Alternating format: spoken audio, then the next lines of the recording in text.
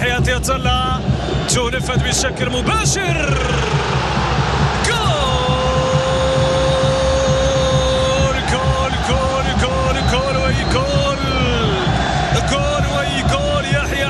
الله الإدريسي سدد بشكل مباشر عفوا من محمد الصابر،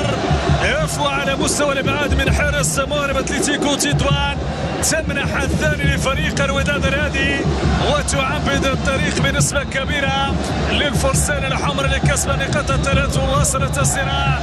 بينه وبين المتصدر الجيش الملكي. الهدف الثاني تدار من جديد كرة يحيى عطية الله الإدريسي، الحلول من جانب عناصر فريق الوداد الرياضي عبر الاسماء اللي ترتدي ثوب المهاجمين